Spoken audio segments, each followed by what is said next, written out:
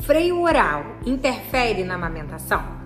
O que avaliar antes de indicar uma intervenção? Poucos temas geram tantas dúvidas e opiniões divergentes e discussões dentro do mundo da amamentação quanto os freios orais. E talvez isso aconteça porque, quando o assunto surge, é muito comum encontrarmos dois extremos igualmente problemáticos. De um lado, quem atribui praticamente toda a dificuldade na amamentação ao freio. Do outro lado, nós temos quem desconsidera completamente a sua relevância. Como acontece na maior parte das situações clínicas, a resposta costuma estar entre esses dois extremos.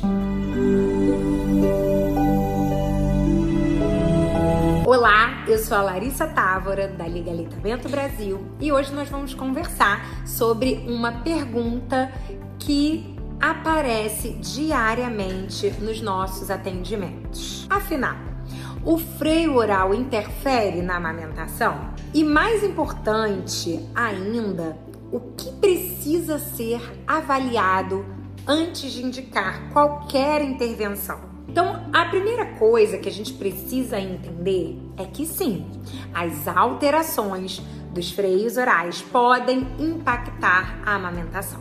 Mas isso não significa que todo freio vai causar o mesmo problema, que toda dificuldade enfrentada por uma dupla mãe-bebê tenha relação com essa estrutura. Então é justamente por isso que uma avaliação cuidadosa é indispensável. Quando falamos sobre diagnóstico de um freio oral alterado, o protocolo mais utilizado, para um freio lingual no Brasil é o protocolo de avaliação do frênulo da língua em bebês, conhecido popularmente como teste da linguinha, que foi desenvolvido pela doutora Roberta Martinelli. Esse protocolo contempla diferentes etapas e permite a gente identificar tanto alterações anatômicas mais evidentes, quanto situações que vão exigir um acompanhamento mais detalhado. Na triagem neonatal, que é realizada logo após o nascimento, na maternidade, o objetivo é identificar as alterações anatômicas mais óbvias, mais claras. Quando a avaliação demonstra um comprometimento importante e a pontuação no teste da linguinha já mostra ali que tem uma alteração, e com isso uma limitação significativa, existe a indicação da intervenção. Nesses casos, estamos diante de uma alteração objetiva e o próprio protocolo já oferece esse direcionamento definido. Mas existe um segundo grupo que é justamente nele que surgem a maioria das dúvidas e dos questionamentos. São os chamados casos limítrofes ou duvidosos, aqueles em que a alteração ela não é tão evidente e em que diferentes profissionais podem ter interpretações distintas. É nesse cenário que a ansiedade da família costuma aumentar, surgem opiniões conflitantes e aparece ali a necessidade urgente de encontrar uma resposta rápida. Antes de qualquer decisão, é muito importante, que a gente diga algo, Primeiro lugar, o manejo da amamentação precisa acontecer. E eu costumo dizer que o manejo, ele é soberano. Então, antes de atribuir toda a responsabilidade, de uma dificuldade, um problema na amamentação ao freio, é importante a gente compreender profundamente o que está acontecendo naquela dupla. Então é necessário avaliar a pega, o posicionamento, a transferência de leite, presença de dor, fissura, ganho de peso do bebê, as eliminações, xixi, cocô, como que é o comportamento do bebê durante as mamadas. Entre outras palavras, precisamos analisar o contexto completo antes de concluir que o freio é o principal responsável pelas dificuldades apresentadas pelaquela dupla. Então isso é fundamental, porque muitas situações melhoram significativamente quando o manejo é ajustado. Há casos em que a dor desaparece após correções simples de posicionamento. Outros em que a transferência de leite melhora muito com a mudança na condução das mamadas e não raramente situações em que o problema principal sequer estava relacionado ao freio lingual. Então, quando deixamos de fazer essa análise ampla, a gente corre o risco de criar ali um viés, enxergar o freio como uma única explicação possível para toda e qualquer dificuldade na amamentação. Então, nos casos considerados duvidosos, o protocolo ele prevê um reteste por volta dos 30 dias de vida do bebê.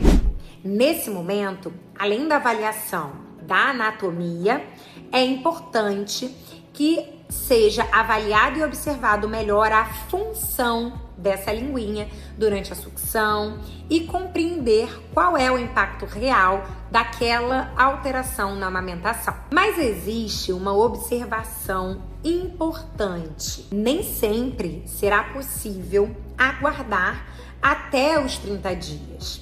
Quando o bebê apresenta um prejuízo importante, quando essa amamentação ela tá sendo assim muito difícil, quando a avaliação do profissional capacitado, competente e experiente, observa que tá tendo impactos e que mesmo após ajustes, todos os ajustes, todas as pecinhas desse quebra-cabeça foram avaliadas e ainda assim a gente não tem uma melhora, tanto ali na experiência da amamentação, quanto nas queixas que essa família traz e apresenta, não tá tendo melhora, e que a gente vê um risco importante de perder essa amamentação, é importante a gente olhar com muito critério para tudo isso, talvez aplicar esse reteste neste momento. Afinal, o protocolo é uma ferramenta muito importante, mas é preciso dialogar, com a realidade clínica e com o pensamento crítico. Outro aspecto fundamental é compreender que um freio lingual nunca atua isoladamente. O impacto de uma alteração varia muito de bebê para bebê. Alguns conseguem compensar melhor determinadas limitações durante a sucção, enquanto outros apresentam dificuldades mais evidentes. Além disso, nós temos fatores maternos que também influenciam diretamente nessa dinâmica. Características da mama, do mamilo, o volume de produção de leite daquela pessoa que está amamentando, presença de hiperlactação e até mesmo o padrão de ejeção do leite podem modificar como uma alteração de um freio se manifesta ou impacta ali na prática clínica. Por isso, duas duplas com avaliações anatômicas semelhantes podem apresentar experiências completamente diferentes durante a amamentação. E é justamente por essa complexidade que não existe uma resposta pronta, única ou igual para todo mundo. Nenhuma pontuação isolada é capaz de contar toda uma história. O que realmente orienta a tomada de decisão é a combinação entre a avaliação clínica e a observação da dupla mãe-bebê, acompanhamento ao longo do tempo e análise do impacto real daquela alteração na amamentação. Eu acredito que uma das maiores responsabilidades de quem trabalha com a lactação é evitar simplificar os casos. Nem todo caso exige uma intervenção imediata, mas também não podemos ignorar alterações que estejam causando prejuízos importantes.